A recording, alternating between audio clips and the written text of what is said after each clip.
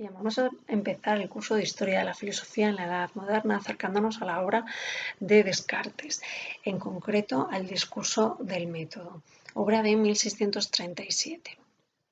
¿Qué encontramos en este discurso del método? En primer lugar, una forma de hacer filosofía típica de la modernidad, una de las obras principales de Descartes, y algunos de los términos que se van a ir quedando en el acervo filosófico, en el diccionario filosófico que vamos a ir trazando a lo largo del curso, que vamos a ir recorriendo. ¿Qué es el discurso del método? En primer lugar, el discurso del método es un libro autobiográfico, es un libro en el que Descartes nos cuenta su biografía intelectual hasta el momento en que lo escribe. Tenemos que tener en cuenta que es una persona muy joven todavía, había nacido en 1612 y lo escribe en 1637. Pero nos está contando ya qué estudió, qué le aportó sus estudios, qué necesitaba después de finalizados sus estudios, sus viajes y donde formuló sus pensamientos. Eso me parece muy interesante para tener en cuenta una segunda característica de este libro, y es que el discurso del método, a pesar de que en una primera lectura nos puede parecer que lo que busca es establecer una verdad firme, y desde luego que la establece, es el yo pienso, ¿no? Y lo vamos a ver a lo largo de estas páginas. Sin embargo, explícitamente en la primera parte nos dice Descartes que lo que busca es que estas páginas sean útiles, no que sean verdaderas. Y eso se dice que es la razón por la que este libro se llama discurso, como narración, y no tratado, que tendría un matiz más científico. Lo vamos a ver a continuación. Por último, bueno, deciros que el discurso del método se divide en 6 partes, y en este primer vídeo vamos a recorrer las 3 primeras partes. Bien, en la primera parte, ¿qué es lo que nos dice Descartes? Os voy a dar las ideas principales para invitaros a que vayáis a los textos. Tenéis una serie de textos colgados en el campus virtual, que es una selección, en realidad un resumen de los textos más importantes. No es un resumen, son textos copiados de la obra. Los más importantes agrupados en ese documento. Pero os invito a que vayáis a la obra original. Bueno, ¿qué nos dice en esta primera parte? Las primeras páginas, las primeras líneas de la obra dicen lo siguiente: el buen sentido es la cosa mejor repartida del mundo, pues cada cual piensa que posee tan buena provisión de él, que aun los más descontentadizos respecto a cualquier otra cosa no suelen apetecer más del que ya tienen.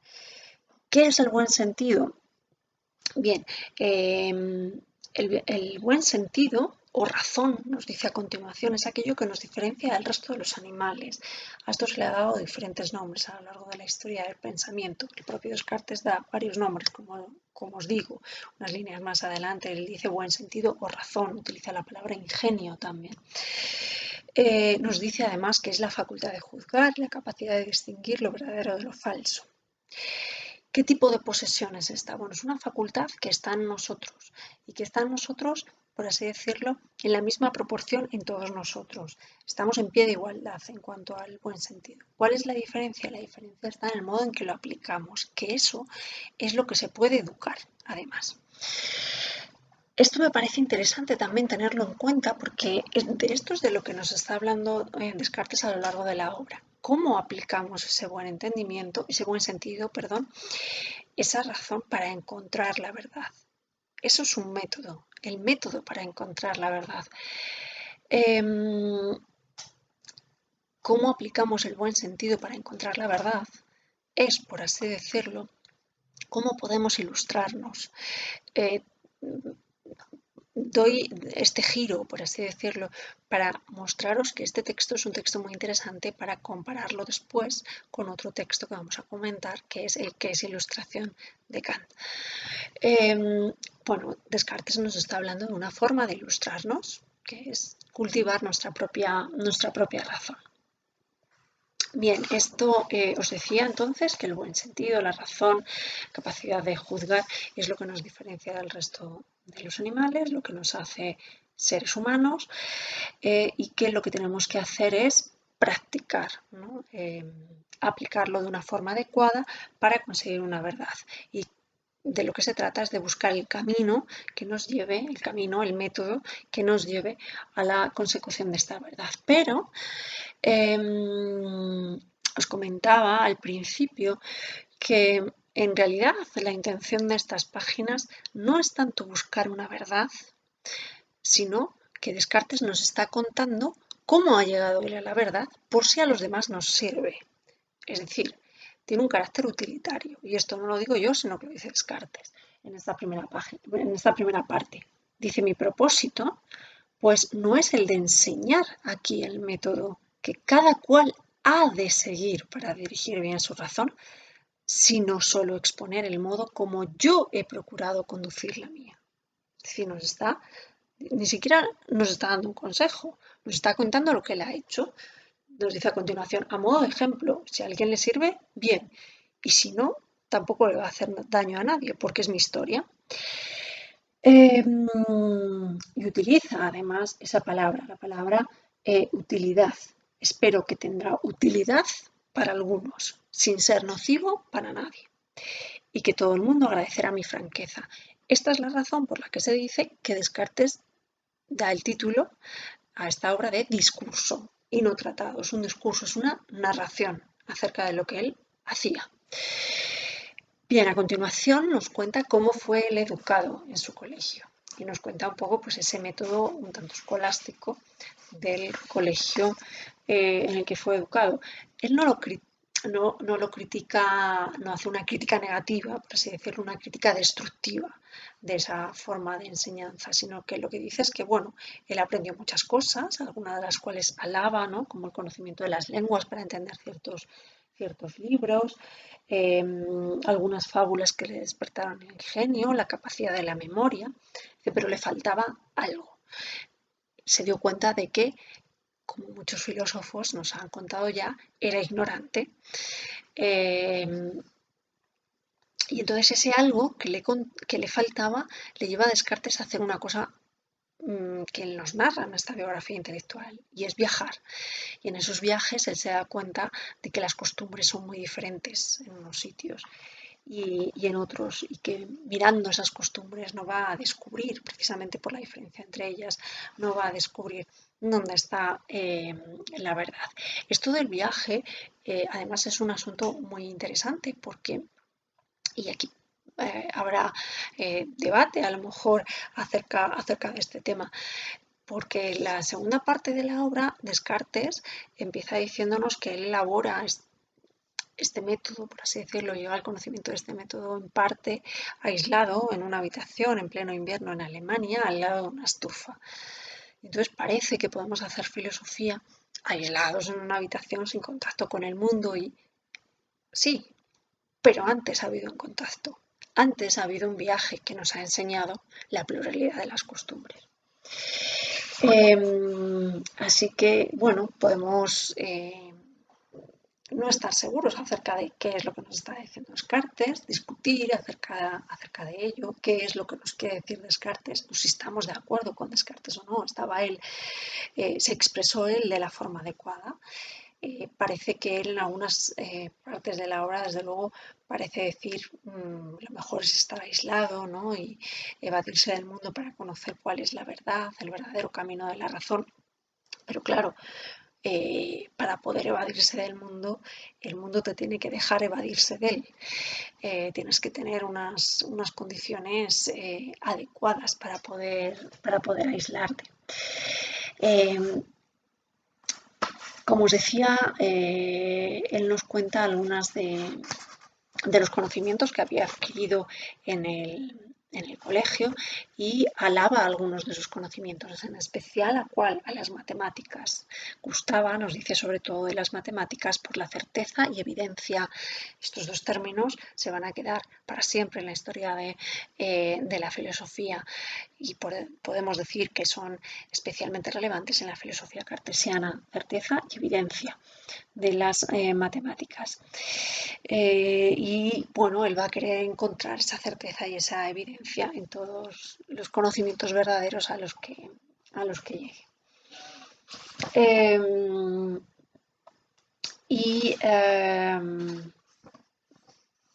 Bien, estos serían las ideas principales de esa primera parte. En esta primera parte aparece un término muy relevante para la modernidad, para saber cuál es la concepción del conocimiento en cada uno de nuestros autores. Descartes utiliza esta expresión tan famosa de el gran libro del mundo en esta primera parte. Dice que habría resuelto no buscar otra ciencia que la que pudiera hallar en mí mismo o en el gran libro del mundo. Empleé el resto de mi vida, de mi juventud, en viajar, en ver cortes y ejércitos. Bien, pues vistas estas ideas principales de esta primera parte. Se me olvidaba lo que tenía en mente mientras terminaba esta primera parte. Se me olvidaba deciros que en realidad el discurso del método Descartes lo escribe como introducción a otra obra, que es la Dioptrica Meteorogeometría. Y en esta primera parte, por así decirlo, en algún fragmento también, más adelante también, se nota que está hablando de estas otras ciencias, especialmente de la geometría y, claro, también de la matemática, como os acabo de mencionar. Bien. Segunda parte, como os decía, en la segunda parte aparece en las primeras líneas esa famosa, ahora os leo cita, en la que Descartes nos dice que está haciendo su filosofía al lado de una estufa. Dice, hallábame por entonces en Alemania, a donde me llamara la ocasión de unas guerras que aún no han terminado, y volviendo de la coronación del emperador hacia el ejército, cogióme el comienzo del invierno en un lugar en donde, no encontrando conversación alguna que me divirtiera y no teniendo tampoco por fortuna cuidados ni pasiones que perturbaran mi ánimo, permanecía el día entero solo y encerrado junto a una estufa con toda la tranquilidad necesaria para entregarme a mis pensamientos.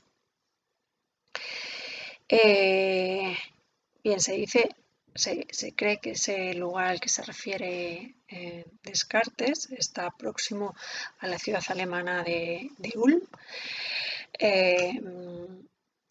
que es la ciudad natal de Einstein, y entre Baviera, al sur de Alemania, entre Baviera y Baden-Württemberg, y allí en medio del invierno pues él se quedó varado, sin compañía, y al lado de una estufa pues se le ocurrieron una serie de pensamientos. Antes Descartes, como os decía antes, ha viajado mucho y en París había pues frecuentado la compañía de muchas personas hasta el punto de que él mismo decide retirarse para no tener tantas distracciones, ¿no? De hecho, se dice que cuando se va a vivir a Holanda, una de las razones es el estar aislado y que ni siquiera se conoce dónde vivía exactamente porque lo tenía en cierto secretismo para ni siquiera recibir directamente la correspondencia en los lugares en los que residía. Bien, ¿qué nos dicen esta segunda parte, aparte de esta circunstancia, ¿no? Tan importante que es el lugar donde te encuentras? Pues empieza diciéndonos que, os lo leo directamente porque es tan claro que merece la pena leerlo, no hay tanta perfección en las obras compuestas de varios trozos y hechas por las manos de muchos maestros como en aquellas en que uno solo ha trabajado. La perfección de una obra la vamos a encontrar en ser una obra pensada, diseñada por una sola mano. Bueno, pues a continuación aparecen también esas famosas líneas que nos van a llevar a hablar de ciertas ciudades que puedan tener una arquitectura cartesiana, porque él habla directamente de ciudades que parecen haber sido diseñadas por una sola cabeza, ¿no? Y entonces que son perfectas. En vez de esas ciudades llenas de callejas, ¿no? A Descartes no le parecen encantadoras las callejuelas, sino que le parece más interesante pues, un ordenamiento cartesiano de un plano de una ciudad. Y de la misma forma, y esto a mí me parece tanto o más interesante, nos dice que una legislación, que una ciudad estará mejor legislada si sus leyes han sido pensadas por una sola cabeza. Por eso alaba a Esparta, por ejemplo, dice eh, que las leyes de Esparta, dice, creo que si Esparta ha sido antaño muy floreciente no fue por causa de la bondad de cada una de sus leyes en particular, sino porque habiendo sido inventadas por uno solo, todas tendrían el mismo fin. O sea, fijaos, el unificar una obra en una misma mano hace que esta obra tenga un único fin y eso hace a la obra perfecta. Y esto es lo que él quiere hacer. Él lo que quiere hacer es encontrar un método que lo aúne todo, un método que podamos seguir de principio a fin, que nos lleve a la verdad, ¿no? De nuevo, esto es una cierta concepción del conocimiento que podremos comparar posteriormente, o bueno, también hacia atrás con otros autores del pasado, podremos comparar con lo que nos van a decir otros ilustrados, ¿no? Otros modernos de otras épocas de la modernidad. Bien, pues él nos va a decir que lo que quiere es encontrar o delinear un cierto método que sea, por así decirlo, pensado por él solo, ideado por una sola cabeza, que va a, por eso mismo, tender a un único fin. Dicho lo cual, eh, cambia, por así decirlo, en esta segunda parte a otro tema, introduce otro tema y dice, pero cuidado, cuidado, porque esto que estoy diciendo lo tenemos que hacer con precaución o entender con precaución. Él no quiere cambiar eh, en la esfera pública la forma en que está constituido el Estado. Y bueno, aquí hay una serie de comentarios que se han hecho acerca de estas líneas que tal vez lo que muestran es cierta precaución de Descartes a la hora de ser entendido por instancias superiores a él, ¿no? Él no quería ser censurado, no quería correr los riesgos que otros autores de la época habían corrido. Él no quiere cambiar todo el Estado, él quiere cambiarse a sí mismo. Bien, esto es importante. Esto es muy importante porque de lo que nos está hablando, sin decirlo explícitamente, esto es importante, aquí no se nombra explícitamente, es de la esfera pública y de la esfera privada. Él nos está hablando de su esfera privada. Esa es la que él considera que quiere cambiar. En la esfera privada nosotros podemos cambiar nuestra forma de conocer, pero él en la esfera pública no quiere meterse, por así decirlo. De hecho, en la parte tercera vamos a ver que él se acomoda perfectamente a un modo de vida público que haya establecido.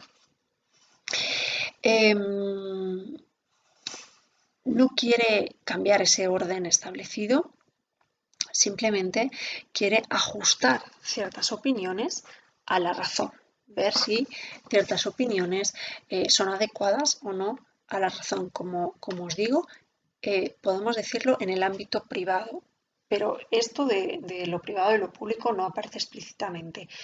Lo más que aparece nombrado es lo siguiente, dice, pues si bien en esta empresa veía varias dificultades, no eran empero de las que no tienen remedio, ni pueden compararse con las que hay en la reforma de las menores cosas que atañen a lo público. Es decir, él no quiere cambiar esas cosas que atañen a lo público, solamente aquellas que atañen a su propio conocimiento.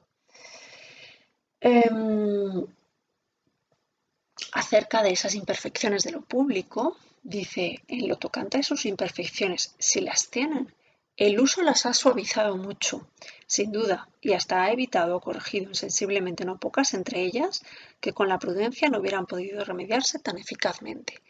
Es decir, las imperfecciones en lo público a él no le interesan porque además ya llevan tanto tiempo usándose, ya llevan tanto tiempo de recorrido que ya ni se nota que son imperfectas, ¿no? Se han ido puliendo.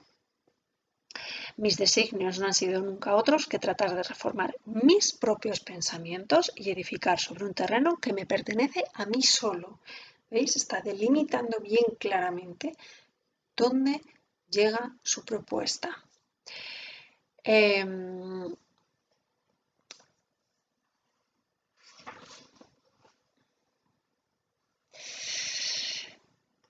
Bien, vuelve a hablar en esta segunda parte de cuestiones que había estudiado a lo largo de su etapa educativa en el colegio.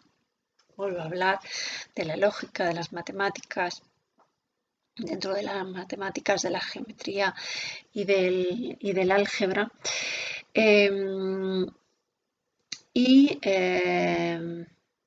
Nos dice al final de la parte segunda, viene una parte muy, muy importante del discurso del método, y es que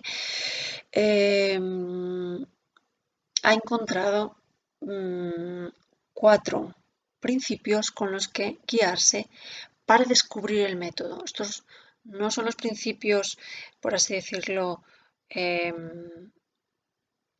propiamente del método, ¿no? Perdón, no son las verdades a las que llega aplicando el método, sino que son ciertas herramientas que va utilizando. Fijaos, lo dice así. Y como la multitud de leyes sirve muy a menudo de disculpa de los vicios, siendo un estado mucho mejor regido cuando hay pocas, siendo un estado, pero muy estrictamente observadas, así también en lugar del gran número de preceptos que encierra la lógica, creí que me bastarían los 4 siguientes, supuesto que tomase una firme y constante resolución de no dejar de observarlos una vez siquiera. Estas son las herramientas que vamos a tener para reconocer, son los criterios que vamos a tener para reconocer aquello que podemos afirmar como absolutamente cierto. ¿Y cuáles son estos 4 preceptos? El primero, no admitir como verdadera cosa alguna como no supiese con evidencia que lo es. Os decía antes, el término evidencia es un término muy importante en Descartes y que se va a quedar ya como uno de las palabras más relevantes en filosofía, ¿no? Es una palabra que coge peso en la obra de Descartes. No va a admitir como verdadero algo que no se nos muestre de forma evidente. Es decir, evitar cuidadosamente la precipitación y la prevención y no comprender en mis juicios nada más que lo que se presentase clara y distintamente en mi espíritu. Evidente es lo que se presenta de una forma clara y distinta, que no pueda ser puesto en duda. Este es el primer precepto. Desde luego, este primer precepto, de este primer precepto pueden surgir muchas dudas. ¿Cómo sabemos que algo es claro y distinto? Si esto es tan fácil de conseguir. Bien, el segundo precepto es dividir cada una de las dificultades que examinase en cuantas partes fuera posible. El tercero, conducir ordenadamente mis pensamientos, empezando por los objetos más simples y más fáciles de conocer para ir ascendiendo poco a poco hasta el conocimiento de los más compuestos. Y el último, hacer un recuento integral de todo el camino, que llegas a estar seguro de no omitir nada. De acuerdo con estos 4 preceptos podríamos llegar a establecer una serie de verdades claras. El primero es conocer con evidencia, con claridad y distinción, no admitir nada que no se nos muestre con claridad y distinción. Es decir, con distinción significa bien delimitado, algo que podamos conocer de forma cerrada, ¿no? Saber hasta dónde llega cada una de las cosas que conocemos. Segundo precepto, de lo que tengamos que conocer, dividirlo en partes simples. El tercer precepto, dentro de esas partes, ir de las más simples a las más complejas. Y el último precepto, hacer un recuento de todo lo que hayamos podido conocer. Él nos dice que se basa, por ejemplo, a la hora del recuento o a la hora del segundo precepto, de ir de lo más simple a lo más complejo, nos dice que evidentemente se está basando en el método que ha conocido en las demostraciones geométricas.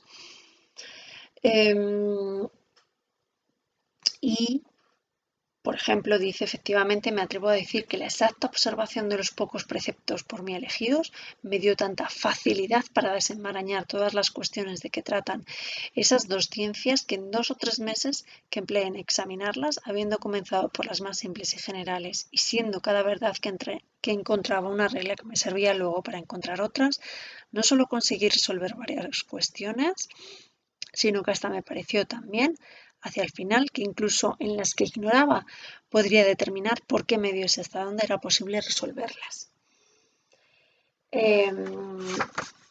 Eso es lo que consigue él con esos preceptos, llegar a una serie de verdades que ya no puede dudar acerca de ellas. Bien, vamos a la tercera parte. Os decía, en este vídeo recorremos estas 3 primeras partes y esta última parte es también muy, muy interesante porque os decía, Descartes nos ha dicho que se va a aislar, ¿no? Que está en una habitación, que no ha encontrado conversación adecuada con nadie y que entonces se mete en una habitación con una estufa y hace su filosofía, después de haber viajado. ¿Qué hace en esta tercera parte? Dice, bueno, en esta tercera parte, una vez que sabemos que queremos reconstruir ese edificio del conocimiento, dice, claro, entre que lo tengo sin construir y lo vuelvo a construir, necesito vivir, necesito actuar. Y si bien en lo teórico podemos hacer una pausa, por así decirlo, a la hora de establecer cuáles son nuestras verdades, la práctica no admite demora. Tenemos que actuar de una forma determinada. Tenemos que tener una serie de preceptos para actuar y no podemos dejar de actuar de una determinada forma. Así que, mientras construía otra habitación, nos dice, pues me voy a proveer de una serie de principios para poder ir actuando mientras tanto. Hasta él reconoce, en esta tercera parte, que podríamos decirlo para entenderlo, tiene que salir de esa habitación a actuar en el mundo. Porque si no tuviera que salir, esta tercera parte sobra.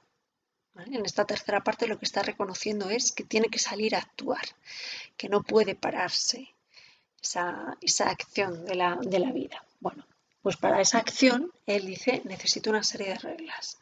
Y son unas reglas, podemos decir, muy diferentes a las reglas que va a establecer en la teoría. Si en la teoría nos dice, no voy a admitir como verdadero nada que vea de una forma clara y distinta, en la práctica nos va a decir, bueno, aunque dude, vamos a seguir adelante, porque la acción no se puede parar. Vamos a ver cómo nos lo dice él.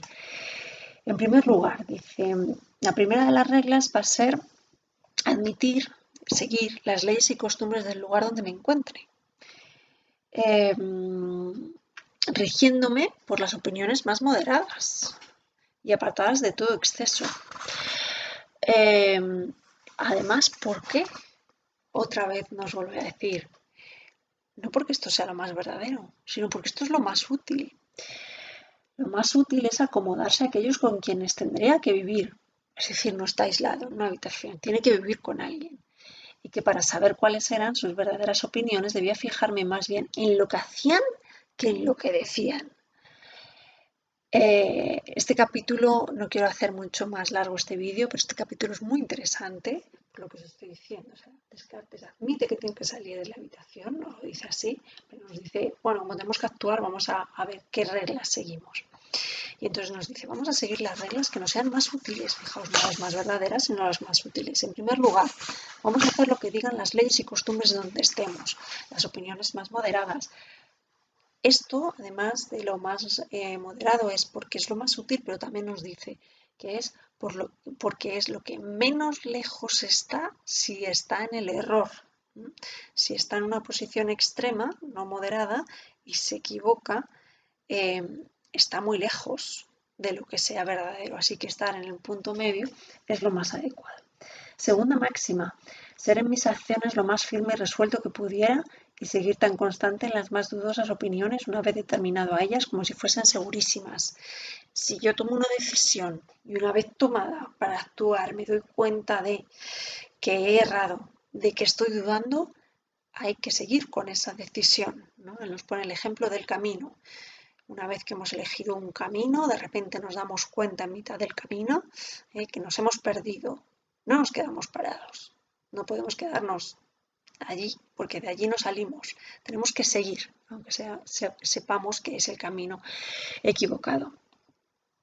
Mi tercera máxima fue procurar siempre vencerme a mí mismo antes que a la fortuna y alterar mis deseos antes que al orden del mundo. De nuevo, aquí en estas páginas nos dice una cosa interesante, que ha habido muchas páginas a lo largo de la historia de la filosofía y la seguirá viendo, para debatir acerca de esto.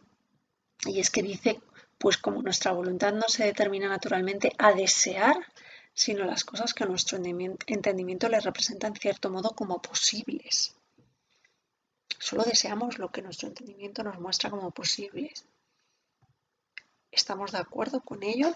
Bueno, no se trata de decir si estamos de acuerdo o no, sino de saber lo que dice Descartes, y Descartes dice que deseamos lo que nuestro entendimiento nos muestra como posible. De esa forma, pues lo que tenemos que moldear es nuestro entendimiento, ¿no? Vamos a que nuestro entendimiento se forme y no nos dé deseos, no nos dé razones para tener deseos vanos. Y en cuarto, como conclusión de esta moral, ocurrióseme considerar una por una las diferentes ocupaciones a las que los hombres dedican su vida para procurar elegir la mejor, y sin querer decir nada de las de los demás, pensé que no podía hacer nada mejor que seguir con la misma que tenía. Y esto nos dice, esta ocupación le genera cierta satisfacción. Esto es muy interesante también porque Descartes es un representante del racionalismo, y el papel de la satisfacción en el racionalismo no siempre está claro, ¿no? El papel de la satisfacción posible dentro de la razón, si esta satisfacción es una felicidad, si buscamos la felicidad. Bueno, fijaos, esta supremacía o este papel tan importante que tiene la razón, en realidad al ser humano también le reporta algo, podríamos decir, para su sentimiento, que es la satisfacción, nos da una cierta satisfacción. Bien, y estas son las ideas principales que aparecen en estas tres primeras partes. Bueno, al final de la tercera parte aparece la consideración de los escépticos. Esto es muy, muy relevante. Descartes, no lo olvidéis nunca, no es escéptico. Utiliza el escepticismo como un método para llegar a una verdad firme, pero no es un escéptico que se conforme con el escepticismo. Por eso dice, y no es que imitará a los escépticos, que dudan por solo dudar y de lo que dan siempre, y se las dan siempre de irresolutos. Por el contrario, mi propósito no era otro que afianzarme en la verdad. Él no se conforma con el escepticismo, la duda, ¿no? la esquepsis, el dudar es solamente un momento para llegar a establecer una verdad firme. Bueno, hasta aquí llegan las tres primeras partes del discurso del método. En el siguiente vídeo vemos las tres últimas partes.